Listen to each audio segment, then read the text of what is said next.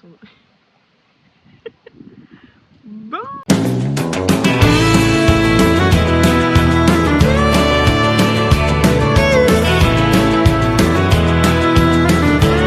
Coucou à tous. Je fais comme je peux pour vous trouver un endroit pour discuter, pour vous parler du coup de ce petit postcard, enfin de vous présenter un petit peu ma vie du monde icain. Voilà. J'avais envie déjà de vous faire cette vidéo depuis un certain temps. Il est vrai que j'ai traîné à la tournée, j'ai traîné énormément parce qu'en fait je me dois de me représenter pour les personnes qui ne me connaissent pas.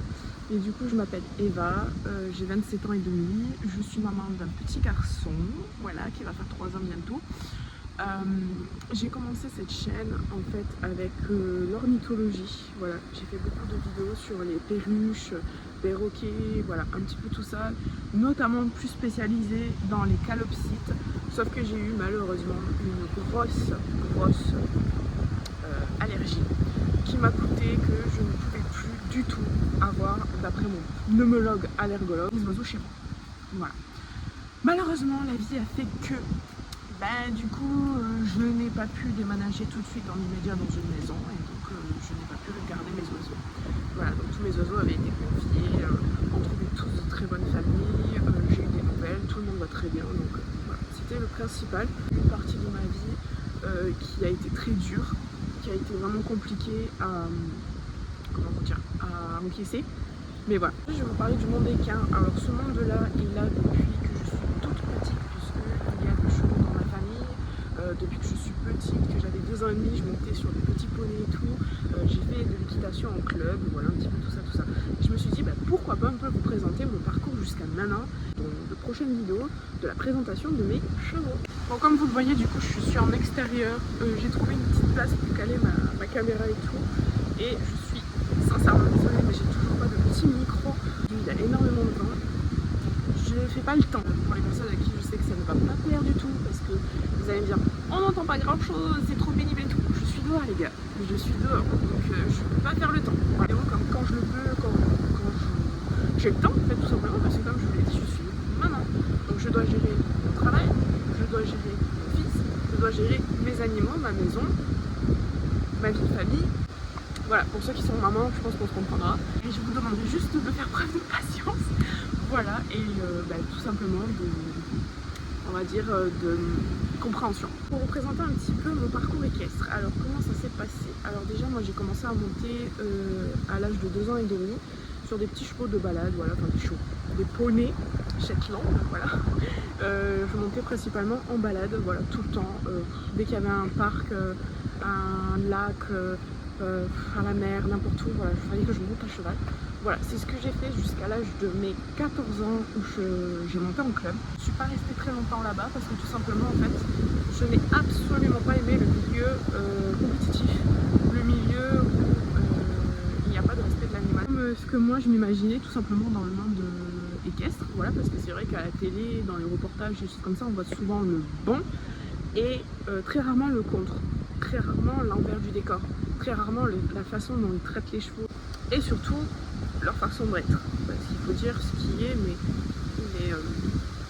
les milieux équestres, il y a énormément de personnes, je ne jette pas la pierre sur tout le monde parce que j'ai rencontré des personnes formidables, des personnes super gentilles, qui aiment les animaux, qui aiment le cheval, qui le respectent. Quand je dis entretenir, c'est-à-dire lui procurer tous les soins bien-être nécessaires en fait que l'animal a besoin. Voilà, c'est ça que je veux dire.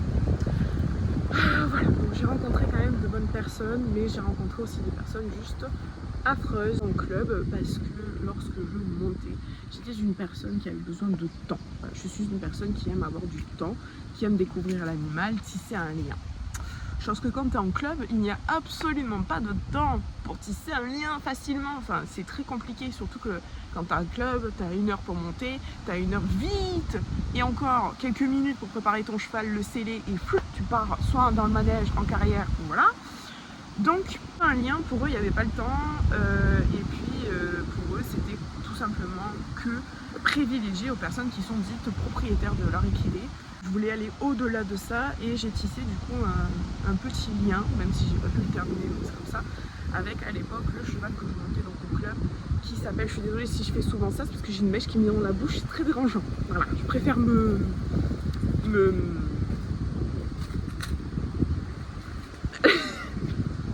justifier. Parce que oui, il y a des personnes qui sont quand même venues me dire à l'époque, dans mes vidéos d'oiseaux, tu me saoules parce que tu touches tout le temps tes cheveux. Ok. Il y a des tics aussi qui arrivent. Enfin voilà. Du coup, à ce moment-là, je montais Gaulois qui était juste un cheval parfait. C'était un selle français, il mesurait 1m63 au galop. Garrot, pardon. Il était alezan, voilà, c'était juste le cheval parfait pour moi. C'était un cheval idéal pour tout. Voilà, sauf pour certaines disciplines, mais moi je m'en foutais parce que c'était pas vraiment la discipline qui m'intéressait, comme je vous ai dit, c'était le fait de créer un lien. Donc à ce moment-là, je n'ai pas pu parce que ben voilà, la monitrice, la responsable du club m'a très bien fait comprendre que non, Eva, tu n'auras pas de lien avec un cheval de club. Non, tu veux un lien, t'as qu'à en acheter un. Voilà, littéralement. Donc du coup à ce moment-là, voilà, je m'étais mis un peu en colère face à ça et aussi face au fait que c'était toujours trop rapide. Là, il va falloir que tu trottes maintenant, donc tu vas trotter. Donc on va te pousser à trotter. Il y a un petit insecte sur la tête. J'espère qu'il ne va pas vous monter sur la caméra. Voilà. Et du coup, en fait à ce moment-là, la monitrice a perdu patience et tout simplement a pris mon pied, l'a envoyé à toute puissance dans le flanc du cheval.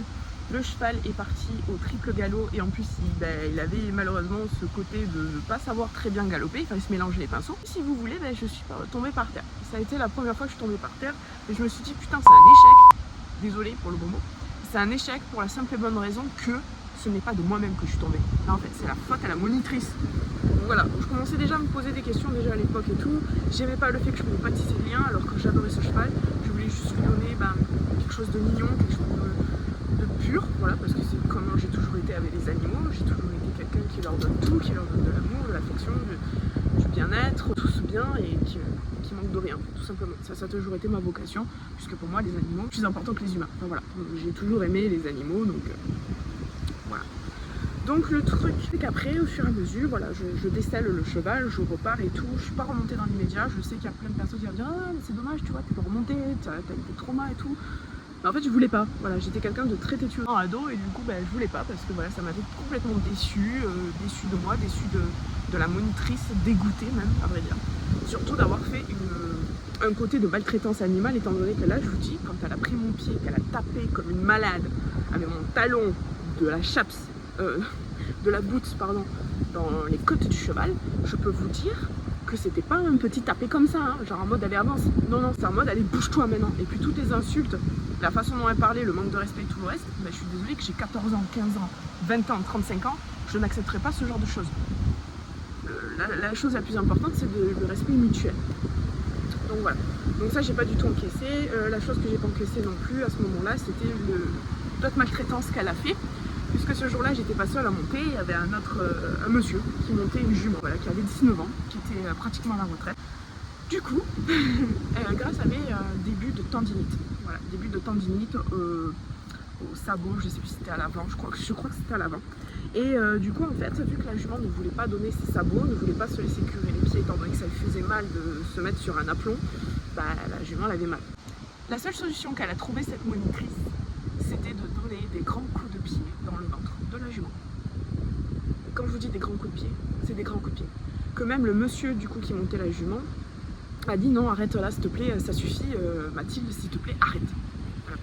Et oui, je m'en fous, je dis son nom parce que je dirais pas le club, mais bon, voilà. Donc moi, il y a eu énormément de choses qui m'ont envoyé des pètes au cœur, parce que pour moi, faire ça, c'est un crève-cœur. Faire ça à un animal en fait qui est innocent, qui a mal, qui n'a rien demandé, qui en plus elle a travaillé, elle a fait un cours pendant plus d'1 heure pour se faire taper alors qu'elle a mal, qu'elle disait juste en quelque sorte, elle essayait juste de lui parler, de lui dire hey, j'ai mal là, je peux pas me mettre sur cet aplomb. Elle a trouvé la seule solution, c'est de taper l'animal. Donc ça non. Voilà, donc il y a plusieurs choses qui se sont passées d'autres.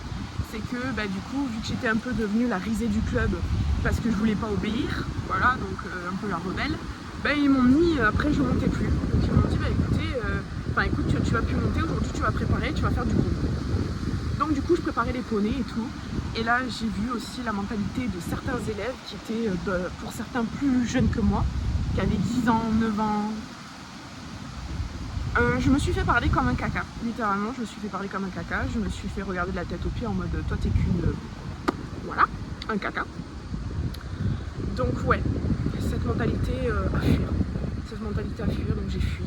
Je suis partie, j'ai arrêté le club, voilà, j'ai arrêté le monde équestre à ce moment-là à cause de ça, même si j'étais démolie, j'ai pleuré, j'étais triste parce que je lâchais Gaulois, ce cheval avec qui vraiment j'ai réussi à créer ce petit truc et tout avec lui, et du coup ça m'a rendue complètement malade.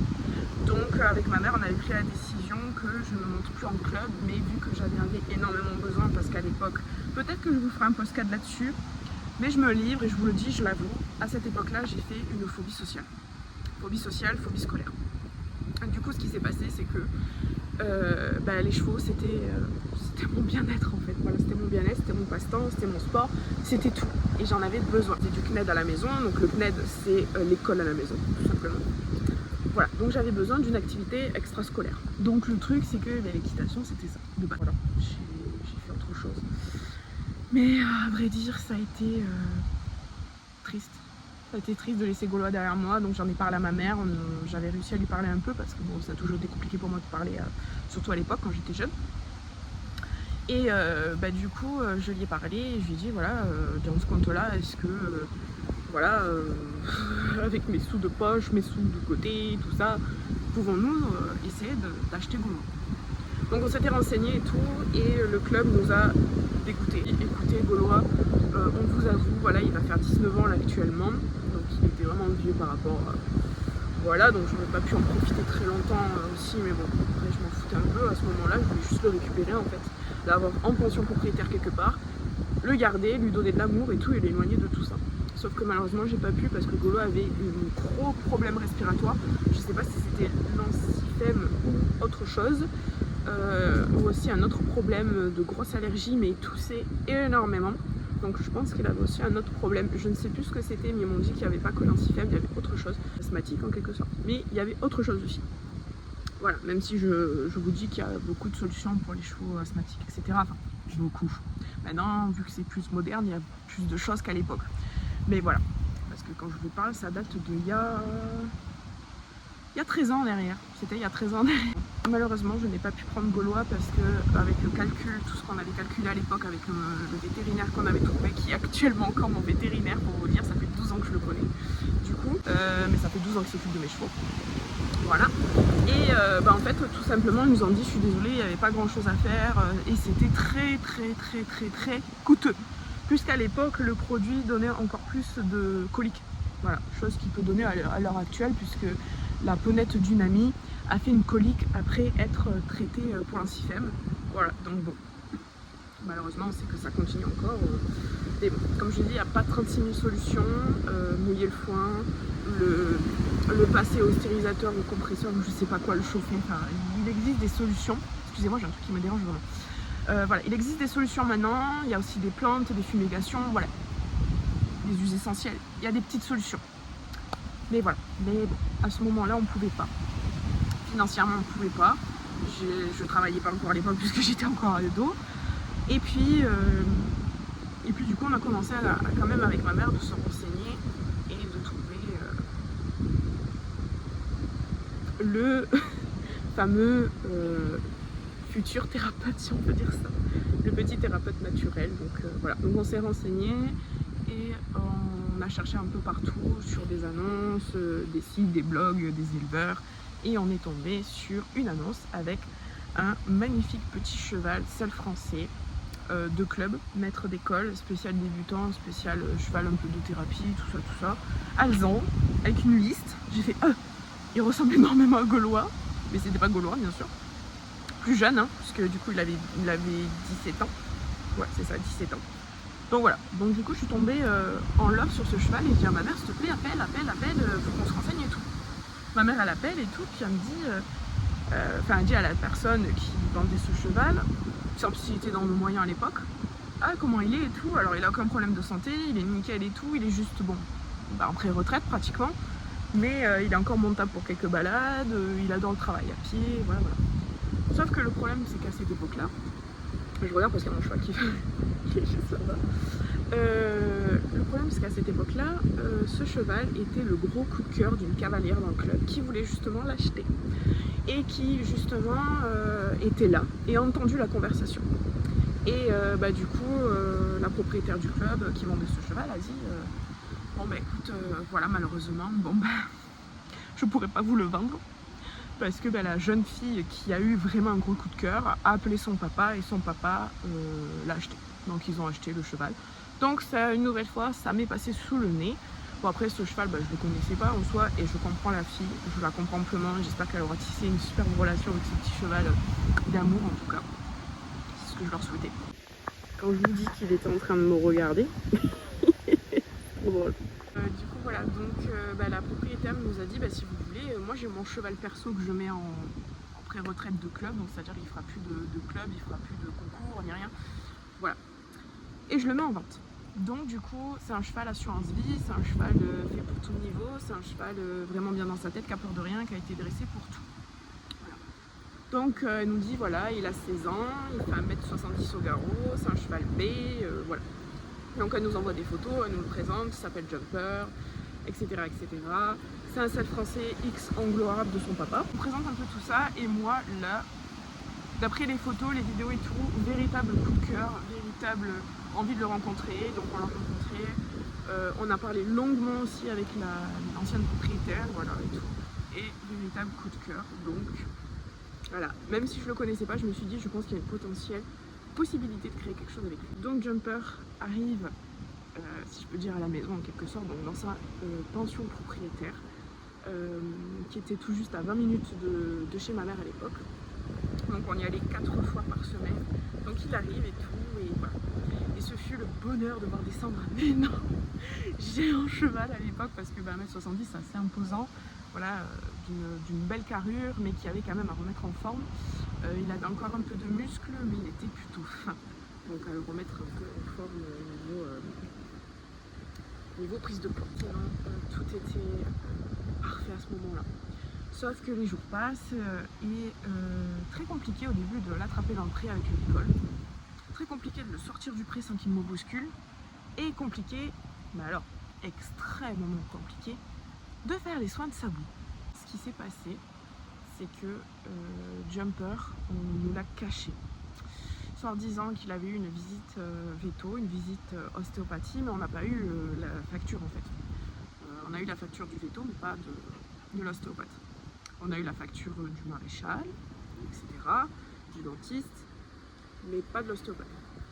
Parce qu'elle nous a dit oui, mon ostéopathe, voilà, elle a vu tous les chevaux, elle avait checké tout le monde, elle a dit que Jumper allait très bien, etc.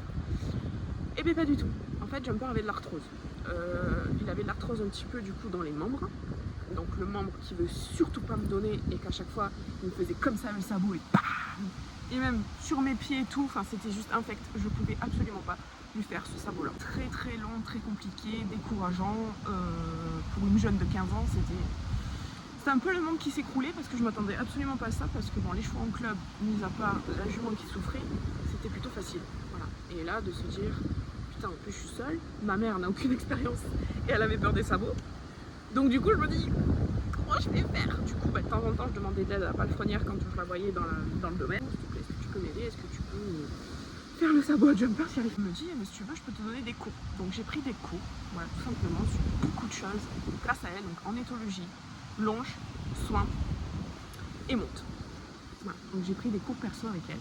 Donc trop bien parce qu'elle a fait aussi des cours de monitrice. Donc elle était à la fois palefrenière et monitrice. Donc parfait. Voilà. Et puis du coup, pendant longtemps, j'ai tellement galéré que avant de savoir le véritable problème de Jumper, de savoir s'il avait d'autres arthrose ou quoi que ce soit, sous-jacent, j'ai dit c'est pas possible, je vais abandonner. Donc là, alors là, ma mère, forcément, elle qui était dans le projet, je la remercierai jamais assez parce que c'est grâce à elle que j'ai eu Jumper à l'époque. C'est grâce à elle pour tout, la pension, etc. C'est elle qui a fait toutes les démarches, voilà, parce que moi, comme je vous l'ai dit, j'étais jeune, j'avais 14 ans et demi, 15 ans, donc à l'époque, on ne fait pas toutes les démarches, quoi. Voilà. Donc du coup, à ce moment-là, en fait, je prends un cours, je dis à l'époque, ouais, est-ce que s'il te plaît, tu peux me donner un cours, donc elle va pas le fournir. Tu peux me donner un cours pour le longer, parce que j'aimerais bien quand même le remettre en état et tout. On m'a dit de continuer à le muscler, etc. Et là, au moment de mettre le tapis et le surfait sur lui, de sangler le surfait, Jumper a fait un super écart de douleur, mais quand je vous dis ses yeux étaient comme ça, les oreilles plaquées en arrière, il a pété l'attache, il m'a moitié pété son licol et la corde. Heureusement, Dieu merci, c'est pas fait mal, hein, ça je le disais, c'est pas fait mal ailleurs. Mais en fait, ce qui est arrivé, c'est que Jumper avait plus de problème que ça. Voilà, parce qu'un cheval ne réagit pas comme ça s'il n'y a pas de problème. Ça faisait que quelques mois qu'on l'avait, donc avant de faire ce fameux travail à pied, de le longer, de lui refaire muscler un peu tout ça. Oui, c'est mon chien d'ailleurs, je vous le présenterai aussi. Voilà, qu'est-ce qui s'est passé en fait? On a fait venir l'ostéo à l'époque, qui d'ailleurs est malheureusement décédé, donc voilà, c'était un super ostéo, un super monsieur. On perd son âme vraiment parce que c'était un super monsieur, voilà, tout simplement, qui avait une très bonne intuition aussi, qui allait au-delà du soin. Il allait aussi un peu dans le milieu énergétique et communication animale. Donc du coup, qu'est-ce qu'on a fait? On lui a demandé, on lui a expliqué, et là il nous a dit oulala, oulala, oulala, il y a quelque chose là qui va pas. Déjà il m'a dit votre cheval il a des gros trous dans les côtes, donc il a dit les éperons, les cavalières, elles devaient y aller. Sauf qu'en se renseignant sur le cheval, il est allé jusqu'au championnat de France et tout. Donc c'est un cheval qui a fait beaucoup de compétitions, qui a été énormément usé. Voilà. Donc du coup, qu'est-ce qui s'est passé? En fait, il nous a dit catégoriquement, il examine tout son dos, il nous dit, en fait, il vous fait de l'arthrose au garrot. Mais de l'arthrose bien avancée au garrot. Donc c'est-à-dire que là, c'était... alors il n'était pas immontable, mais il fallait vraiment faire des gros soins dessus. Donc il avait eu droit à des petites plantes, là, l'homéopathie, des soins d'argile pendant plus d'un mois et demi. Après on continuait de temps en temps pour lui faire du bien. Donc il en avait aussi aux membres, là où il avait du coup son sabot un peu fou qu'il voulait pas me donner. Voilà, mais il y avait une raison. Mais je n'ai rien lâché grâce à ma maman aussi à cette époque-là, parce que moi j'avais eu peur, hein. Je le dis, j'avais eu peur. J'étais pas non plus très courageuse à l'époque. Donc j'avais vite pris peur et du coup j'étais là en mode ah je peux pas, j'y arriverai jamais, comment je vais faire? Voilà. Mais ma mère m'a recentré sur le droit chemin, sur la route, donc grâce à elle, Dieu merci. Voilà, on a eu Jumper. Alors comme je vous dis, on a eu, c'est parce que Jumper nous a quittés l'année dernière, en septembre, le 1er septembre 2025. Donc je n'ai plus Jumper, Jumper est décédé. Voilà. Donc c'est vrai que c'est très dur pour moi, mais ça je vous expliquerai je pense en vous faisant sa présentation individuelle, parce que je vous présenterai tous mes chevaux individuellement, donc les vidéos individuellement. Voilà. Mais voilà. Donc à ce moment-là, on a créé après une relation avec Jumper, il m'a donné de plus en plus ses sabots, on a tissé quelque chose juste de merveilleux que je rêvais depuis très longtemps. Je l'ai monté une fois en balade, c'était juste parfait, il avait peur de rien, il ne surréagissait pas, il montrait des signaux que j'écoutais, je l'écoutais. En fait tous les deux on a créé ce lien de confiance, cette confiance juste inexplicable, et ça m'a fait un bien fou et je le remercierai jamais assez. Et je l'oublierai d'ailleurs jamais, il restera toujours le premier boulot de ma vie. Voilà donc pour les premières petites explications de mon début du monde équestre. Bon, je change un petit peu de plan et donc vous expliquer un petit peu maintenant où j'en suis. Je suis toujours dans les feuillages pour avoir le moins de vent possible. Du coup j'ai pas l'air bête avec mes feuilles là autour de la tête, mais bon c'est pas grave. On vit avec. Donc du coup actuellement je suis propriétaire, je suis toujours propriétaire de chevaux, donc puisqu'entre les temps vers presque la fin de vie, donc 2 ans avant que Jumper ne décède, j'ai acheté mon premier Mérens. Voilà. Le cheval de rêve que j'avais toujours voulu avoir aussi, qui me faisait vraiment rêver. Voilà, donc le Mérens, spécial randonnée, etc. Donc on fera aussi sa petite présentation, donc bus. Et là récemment, étant donné qu'on avait perdu Jumper, il était encore dans une pension de partage de prêt entre guillemets entre particuliers. Il était avec 2 Shetland, donc ça se passait plutôt bien, sauf que la personne a dit qu'elle vendait. Du coup on a dû le faire déménager, et ça aussi je vous en parlerai de tout ça, notre histoire avec Ubus et tout. Et du coup pour le déménager il me fallait à tout prix un copain parce qu'Ubus, ou une copine, parce que c'était juste pas possible de déménager Ubus tout seul. Voilà. Et j'avais trouvé un partage de prêt avant celui-là. qui étaient chez des personnes particulières et tout, c'était chez eux aussi. Et en fait, ils m'ont dit, voilà, vous pouvez les amener, par contre, il sera tout seul. Donc du coup, j'ai fait la recherche de trouver une petite jument. Oui, parce que bon, j'ai fait une recherche et j'en ai trouvé plein, hein, mais j'ai eu un coup de cœur pour la petite jument, donc voilà, j'ai adopté du coup. Et là, c'est une adoption. Du coup, Pomme, voilà. Donc Pomme, qui est une origine non constatée, que je sais pas quelle race vraiment elle a. Je sais pas, je peux pas vous dire vraiment. Voilà, mais en tout cas, c'est une petite jument, une petite ponette taille cob. Voilà, donc elle est pas très grande, elle fait 1m52 au garrot. Ubus, je crois qu'il est dans les 1m50, tout juste. 1m50, pas plus. Voilà. Ou peut-être 1m49. Voilà. Il est plus petit, mais il est très très porteur, très costaud, très imposant. Voilà. Et Pomme, du coup, c'est une retraitée. Voilà, elle est là pour compagnie et pour passer une belle vie avec moi et tisser, je le souhaite, très bientôt, un super lien également. Voilà, donc là, actuellement, je suis dans leur pré. Voilà, je suis dans leur pré. Donc voilà, donc là, ils sont repartis un peu vers le fond.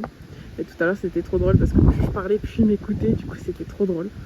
Donc voilà, donc là, ils sont en partage de pré, pareil, chez quelqu'un en particulier qui a quand même 4 hectares, bientôt 5 si je ne me trompe pas, puisqu'elle compte agrandir. Et donc, ils sont en compagnie avec les 3 petits ânes qu'elle possède pour le moment. Et parce que ça aussi, je vous expliquerai plus en détail dans une prochaine vidéo.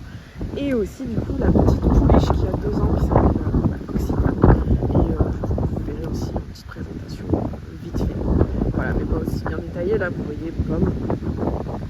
Voilà, qui part faire la sieste. En fait, il y a le bus juste là.